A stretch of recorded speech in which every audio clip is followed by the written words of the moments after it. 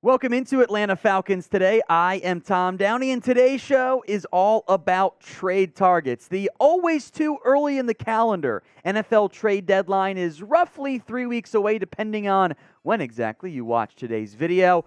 We're going to have a long list of players on today's show, so make sure you make it all the way through to the end to pay attention there.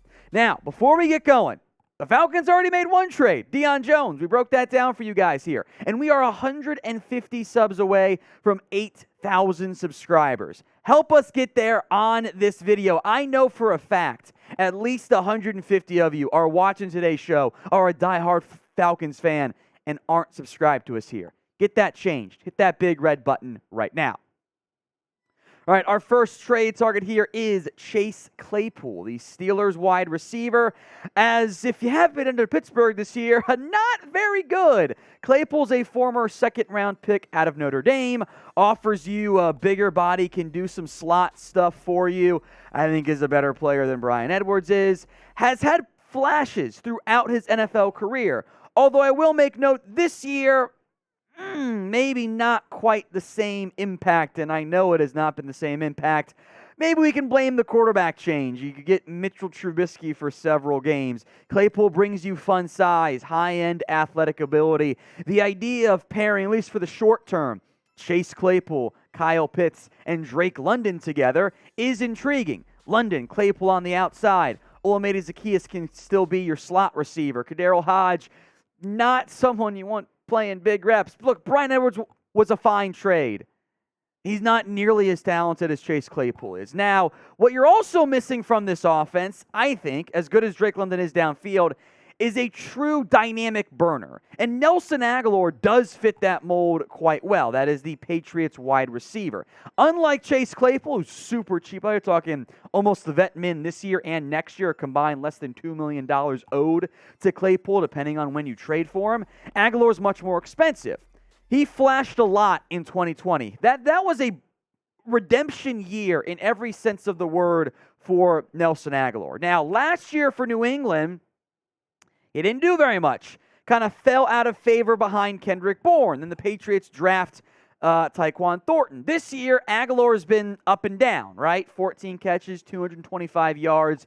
There's a lot of tricky things to figure out here. But I do think, maybe even more so than the Steelers, I think you would see the Patriots willing to move on from Agholor. Jacoby Myers is their slot guy. Devontae Parker is the bigger body on the outside. Kendrick Bourne, Nelson Agholor, and second-round rookie Tyquan Thornton, who's now back from injury, all fill the same role. Speedy vertical threat. When your quarterback's Mac Jones and now Bailey Zappi. Doesn't quite fit that right. The money is the issue here for Agholor. $9 million base salary this year. The Falcons would not know, all of that, it's 9 divided by 17 times however many games are left. So, I don't know, we'll round down and say it's like $6 million, $5 million, somewhere in that range. But that is a lot of money to pay for a guy who will get you a vertical threat for a team that doesn't throw the football all that much to begin with. So more names coming up. But of these two receivers, pick one for me. Type in CC for Chase Claypool or NA for Nelson Agholor. I'll make this the pinned comment on today's video. So if the ad break comes here on YouTube, take advantage of it. Head down there, CC or NA. Let's talk Robert Quinn now, the edge rusher. And I look at this Falcons team, and the defense still makes me go, don't love it all that much. And the pass rushing group, although there are some young pieces long term, have not been that good overall. Robert Quinn is having a bit of a down year, quote unquote. The pressures are still pretty good overall, and it gives you an actual dynamic pass rushing option to help mentor your young guys, Arnold Ebiketie, D'Angelo Malone, and are better than some of your other linebackers, namely Lorenzo Carter from that standpoint. You want more out of Quinn, but this is a very premier and talented edge rusher. Not that expensive this year and the next couple years, so if you think you're close-ish, you can be aggressive there. Right now, the only true proven pass rusher, I'm going to go with Grady Jarrett.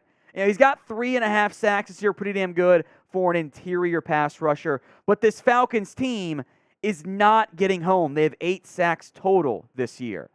Grady Jarrett has almost half of those. You need another pass rusher if you want to be taken seriously as a playoff contender in the wide open NFC. So of all the positions on this Falcons roster, and maybe you want to type in QB, but I think Desmond Ritter's your upgrade there hypothetically. What position do the Falcons need to upgrade the most? Sound off for me in the comments section.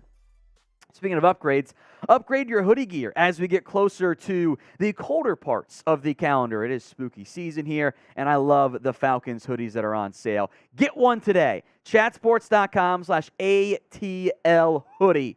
Links in the comments section and the description. It's getting colder. Stay warm and look awesome with a Falcons hoodie. Let's go to Duron Payne now, the defensive tackle, Alabama product, who I think some of you guys might like as well. Payne is in the last year of his deal. This would give them an actual really, really good nose guard. I love Grady Jarrett. He's kind of playing that more hybrid nose guard, 3-technique role, which I think is great for him. Duron Payne, as I like to call him, is the fatty on the interior. And I mean that in a positive way. He's been great this year. 4 TFLs, 2.5 sacks, almost matching his career highs already. The Commanders paid Jonathan Allen big money. I'm not sure they want to pay Duron Payne that type of money. At his age, he's a not just short-term investment. I think a third-round pick is what it would cost to get Duron Payne on your 53-man roster. And no disrespect meant to Abdullah Anderson or Timmy Horn or Matt Dickerson, but getting Duron Payne on this team is a massive upgrade along your defensive line. He and Grady Jarrett suddenly become one of the better 1-2 punches on the defensive line in terms of interior defensive linemen out there. I love Grady Jarrett, longtime fan of him. You add Duron Payne now too.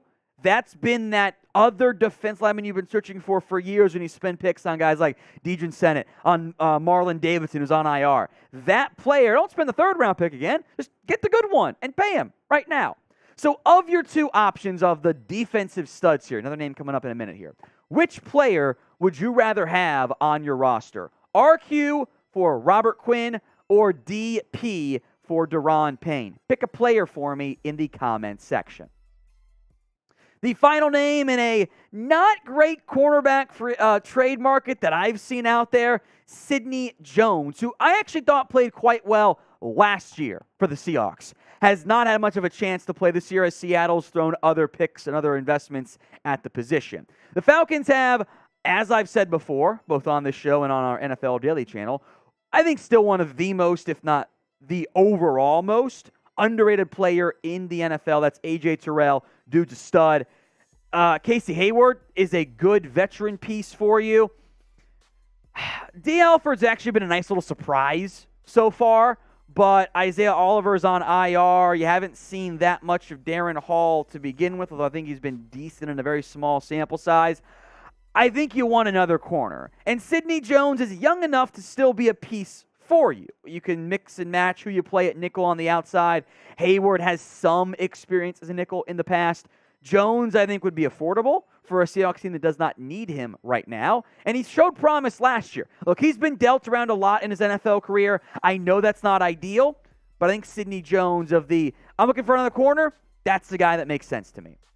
For the Falcons, as weird as this might be to say out loud, I actually think it makes sense to buy right now. Look, the trade deadline's too early in the year. Maybe the Falcons end up being more of a stand patter, but they are very much in the mix. They're 2-3 right now, and not that far removed from being 3 wins or even a 4-win football team, right? I mean, you beat the Browns by 3. You get screwed by the refs against the Bucs. You lose by 4 to the Rams. You lose by 1 to the Falcons. Like, your losses, they've all been by a touchdown or less. That should make you a bit confident in, hey, maybe we can make that run. Niners, Bengals, and the Panthers. You're 3 games before the trade deadline.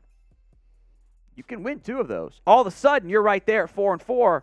That is a couple wins away from being a playoff team in the wide open NFC. Now, your potential red flag is you're a little bit light when it comes to draft capital. Extra 4th-round pick right now, not including projected comp picks, by the way. No 6th-round pick. The Falcons, as a team, I still think are not an all-in unit, which I think makes sense. Like, you're still kind of rebuilding. You're buying time for Desmond Ridder in theory. So I don't think you want to move your first-round pick. Like, that's kind of crazy talk, right? But if you can get one of those day 3 picks away, the 5th, maybe a 4th, for a good player, ideally one who's young, that's what smart teams do. You don't have to go F them picks Rams style, but if you think you're a contender, move one of those 4th or 5th rounders. I mean, how many times has the 4th or 5th round pick not been a huge piece for a team? Very commonly. You know, if you can get that, kind of makes some sense, I think. So of those 5 guys we broke down, which player do you want most on the list?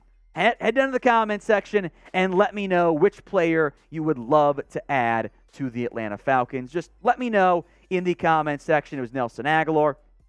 It was Sidney Jones, Chase Claypool, Robert Quinn, and Duron Payne. Let me know in the comment section.